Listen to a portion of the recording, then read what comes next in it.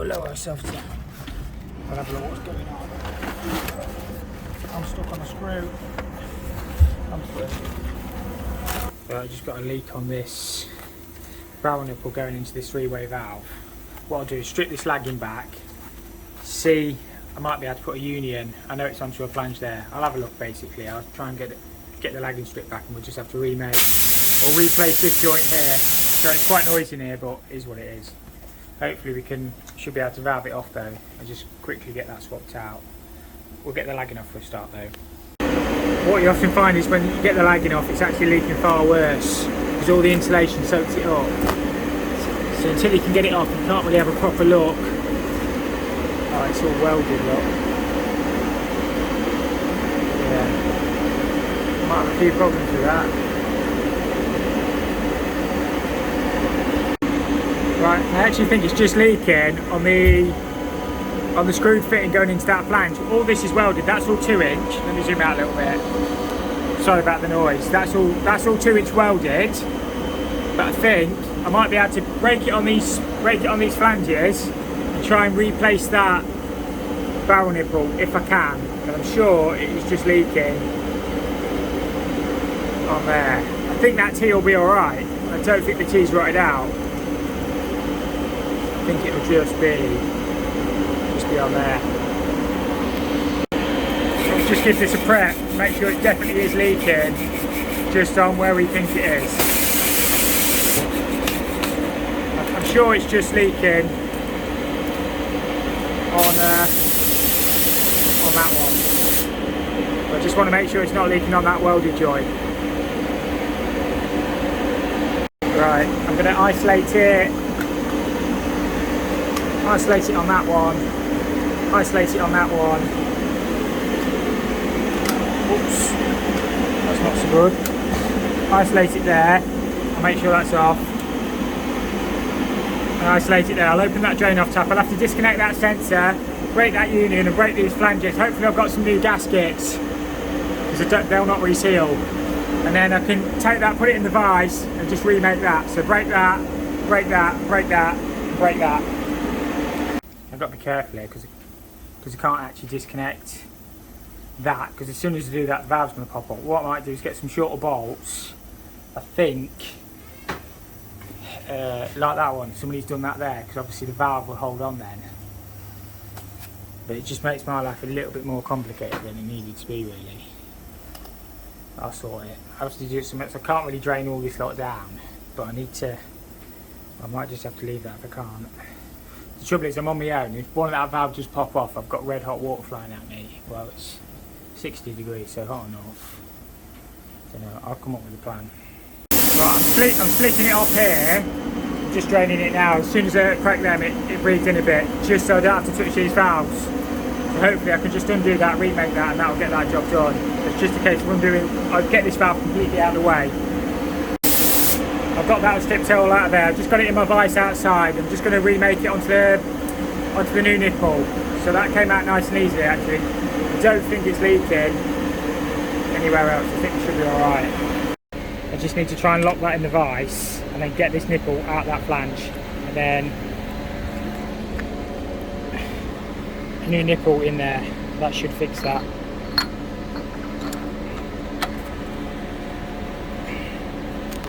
I just need to put a bit of heat on this, but I can't do it where I'm working because I'm in the explosive zone. So I'll go off site a little bit, get some heat on that, and that'll come straight out. It's just crushing it on the metal. But once I get it out there, I can just put the new nipple back in and it'll be fairly straightforward. But yeah, I'll just use Superfire 2, but I can't do it here because no sparks. So I'll just use Loctite on the nipple, and then I've got to manage to get my flange off now, so that'll just wind straight on there, but I'll do it all in position, so just screw in, and then we can just bolt that three-way valve. Found some new gaskets in the shed as well, so we've got some new paper gaskets. I always put a little bit of jet blue on there. We can obviously reuse the old bolts, and that should fix it. Should prevent any further damage to any of the fittings. So I'll quickly get this made back in so we can get the plan back on then. It's literally just a case of turning this in now. I know it sounds obvious, but careful how you're holding these steel sheets. You don't want to hold it underneath because if they slip, you're just going to trap your fingers. These are rigid ones. I picked these up on a car boot for a fiver years ago. They're pretty much my go-to 18s now. So as I say, I'll get that wound in and then just remake this and I'll be done then.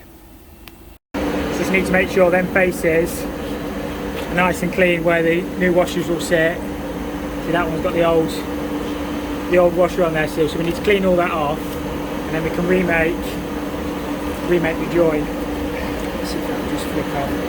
I need to put something in that pipe really so I don't cover that in crap, but we'll get that sorted. Right, I've just prepped them faces up. I always put a little bit of jet blue on there. You don't have to, but I always do. It just makes it better for a better seal, I think, especially with the paper gaskets. We can get that made back in now. The old gasket, they'd have to drill a hole out of it. Look, it hadn't sealed in the middle. Hopefully we can get this one back in straight. Just hit a slight technical problem. When I put the new nipple and flange in, it was leaving about a 25mm gap. I think what they'd done is they'd loosened the connections off that much to try and make the gap. That's why it had leaked. So I've threaded along a bit of pipe and my mate's just welding the flange back on because I don't have the nipple chuck on site to make a nipple in. And obviously I can't make one that short, if that makes sense. It'll become clear in a second. So he's just welding the flange back on so we can get this made back in. But we are getting there. It's an easy job, but it's just sometimes the easy ones are the hardest, if that makes sense. My mate's just welded that up. So once that cools down completely, I just locked out that back in and we can make that into a thing now. Try not to get shot on. So that'll just, I just couldn't thread it because it was too short, basically, with the threader I've got. I've only got my electric one, I didn't bother bringing my big one. So try not to drop that, and then, as I say, I'll just make that back in and that'll be job done. We will red all this back up, red oxide, and then we'll get some pipe lagging as well. But at least it gets all the plant and equipment back on. All this thing is a big compressor. It controls an air valve that I was working on the other week. So we've got some compressors and stuff. And then all these are just heating circuits around the digesters. So there's mixing valves and stuff. It's basically just a big heating circuit. That's that little job all sorted. Hopefully you can hear me over that compressor. So that weld's fine. We've got that threaded in. It's now the correct distance. I'm just going to see if I can find some pipe lagging. What I might do is red lead all this up, because at the bottom it's starting to go rusty just where the water's been sat, where it's been leaking. It's not actually leaking, it's just where it's been running down the pipe and rotting it out. So hopefully that'll be alright now. So the temperature's starting to pick back up. I was desperate to get these back on because obviously the digester's starting to cool. So it's starting to shut itself back down again now. It needs to keep the digester at a constant 40 degrees. So yeah, some of that one's shut off, it's up to temperature. So this one's starting to turn off now, which is good. So yeah, I'll see if I've got some red lead and we'll get that painted. I've got a few other jobs to do here anyway, so I think one of these two pumps need changing, but I don't know which one it is. One of them keeps going to fault. So it's just doing little maintenance jobs around the site today. I'm going to fit a pressurisation unit to this system. Currently we fill it just with a garden hose. We connect onto one of these, pressurise it up. Obviously we can't just use normal fill it because the fluid category. So these pressurisation units are good for fluid cat 5. A commercial heating system is fluid cat 4, so technically you could just get an RPZ valve. But in my opinion these are a little bit better than RPZs because you have to get them to tested and stuff. So basically you've got a header tank which is separates the water, so you've got a normal ball valve, header tank, and then a little pump that pressurises the heating system up. The other thing we've got on this system currently is we've actually got a leak on one of the circuits. We're not sure which one it's leaking on, so we've got some circuits on test trying to find out. I know I fixed that leak over here, which is not leaking now, which is good. I don't think that was the actual cause of the pressure drop, so we're going to put I'll probably mount it over there. I'll take that head gauge off there, we'll put another one in and connect it on there, so that'll just connect on there. And then we need to get a cold water supply from down there, which will be fun because there's nowhere to turn it off. So we'll tee off that, we'll probably put a valve down there somewhere and meander a cold across here. We currently just fill it with that. Meander a cold across over there somewhere. So we're going to crack on with that. I'll try and get some shots as we go along. So if you've not seen one of these before, inside here, this is your brake system where your water goes in. So we've got a proper air gap there, so there's no risk of contamination. And this is where you connect your heating circuit. And then obviously you've got a pressurisation pump. So when the pressure drops, it automatically tops it up to whatever we set this to. So they're dead easy, but it just makes it all compliant with water regulations and stuff, because we can't have a fill loop on this system because it's too big. There's too much risk of contamination. I'm probably just going to mount it there somewhere so it's not too high. All it does is hang on 2 screws at the back, and then I just drop it on, and then we can look at getting some of the pipe work in. I'll probably get a stop tap in down there somewhere first, because then I've got full control of sort of what I'm doing. But I'll probably do that live. Right, that's just got the thing screwed on the wall. I've just put the bottom screws in. I decided to mount it a little bit higher just to keep it out of the way of this pressure vessel. So hopefully we can just munce ring down this side. I'll sort the overflow out another time.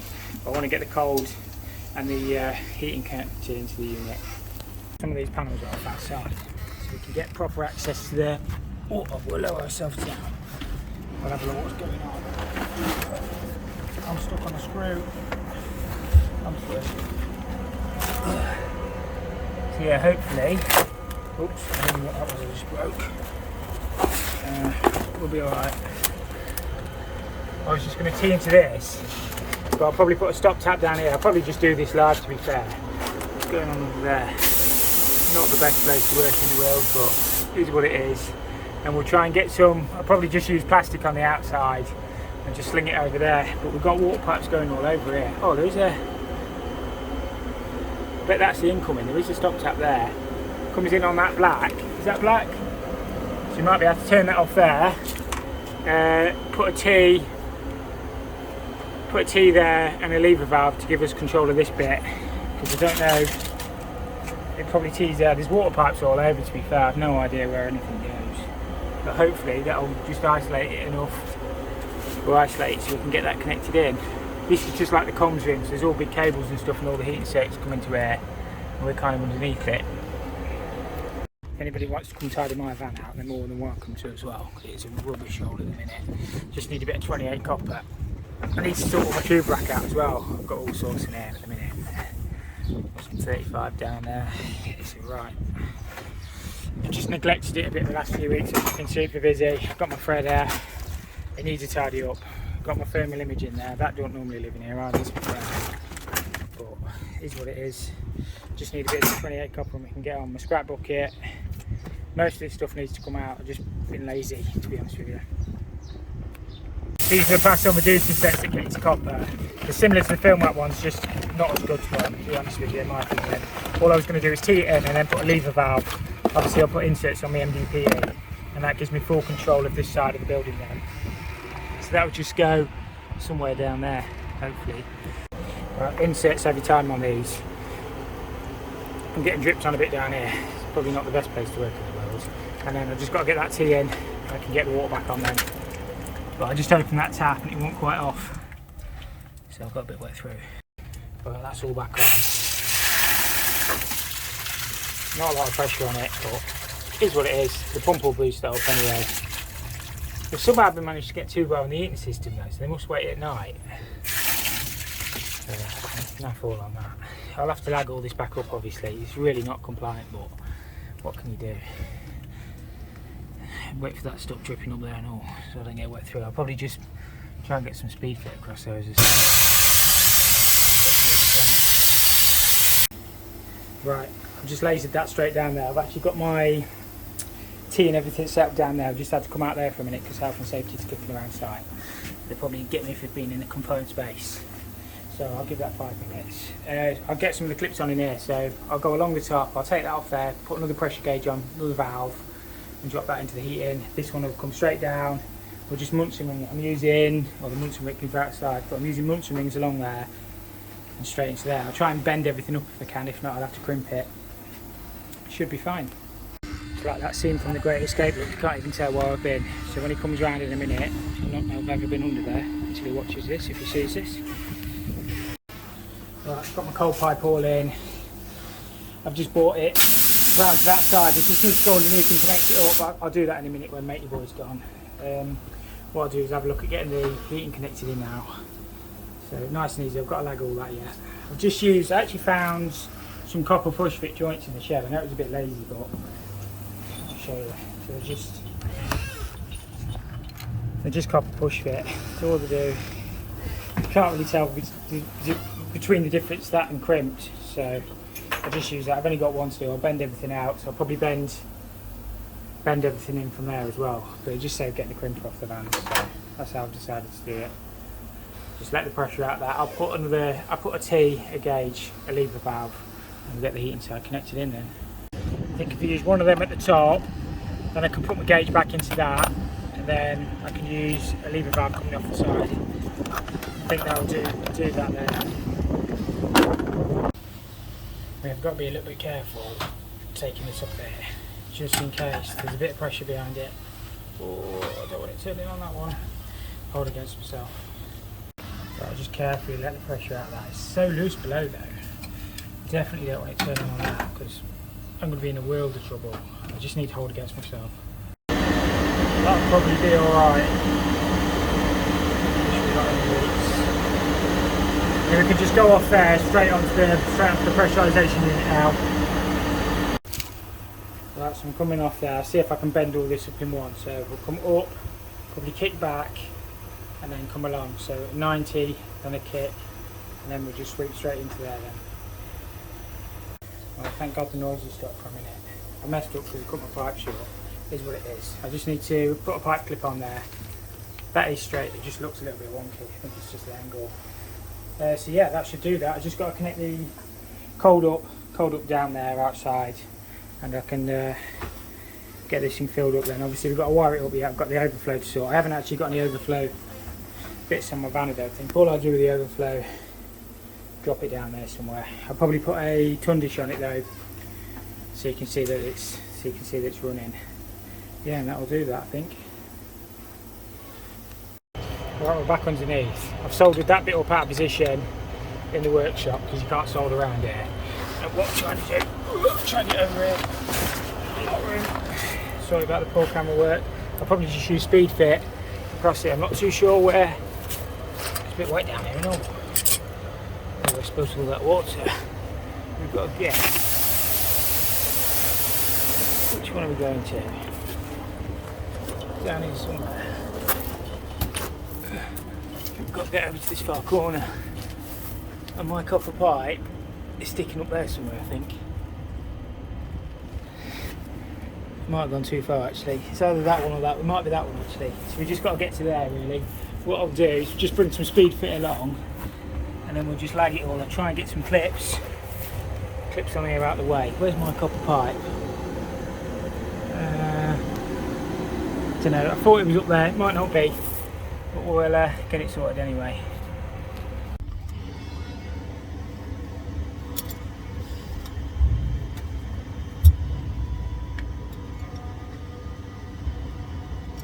It's always awkward when you're working in tight spaces. I kind of like it though. It's different. Every day is different on this job, which is good. You probably can't hear a word I'm saying over that compressor. But it is what it is.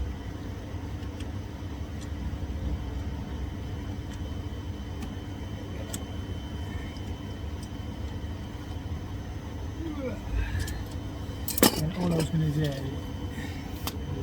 push fit that on there. Push fit that on there. And go along over there. I should have gone the other side of that cable, shouldn't I? John Key.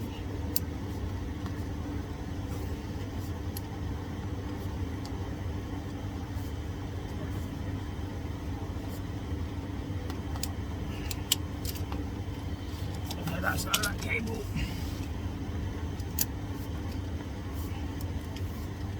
That'd be better. Spin that around.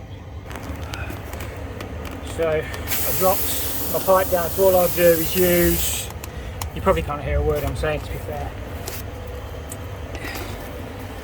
just use an elbow on there, and we'll have to try and lag all this up best we can. We'll use an elbow and a Tektite take tight 90 and that'll connect us up. At least that way. We've got a shut off down here as well. So I'll try and get some clips or something on here, but kind of a bit rubbish under here. Kind of stuck for what you can sort of do.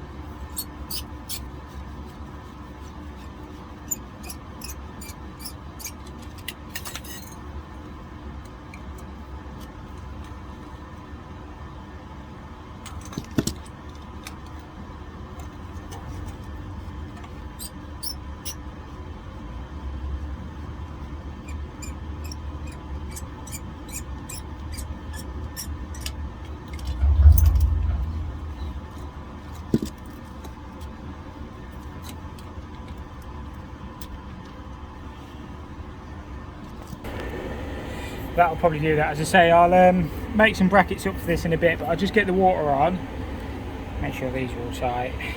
I know it's not the best plumbing in the world, but you sort of limit, as I say, you're limited to what you can do. Should we turn it on and see what happens? Hopefully there's no water leaking. As I say, I'll lag all this lot up. I haven't actually got any lagging in the van, but I'll pop back tomorrow and do this. Yeah, and that'll do that. Easy one sorted.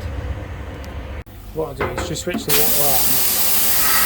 I'll switch it off tonight because I ain't got the overflow or anything connected. We'll just make sure that ball valve, it's a little Torbeck in there, make sure that turns off. And obviously we'll have to get it all wired. Yeah, that's pretty much me done for today. I've got, I need to turn that on as well. I've got a few other bits done, so done that, got that sorted. But I've just got to spray this. I've got some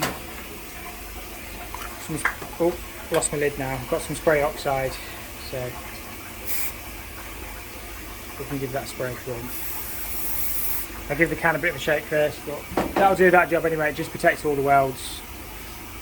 So yeah, that's pretty much my day done anyway. I say I will lag all this, and I'll be back tomorrow. So I don't know if I'll do that in a separate video because we've got some big crimping to do around the corner as well, which would be nice. So yeah, thank you all for watching if this is the end of the video, and I'll see you all in the next.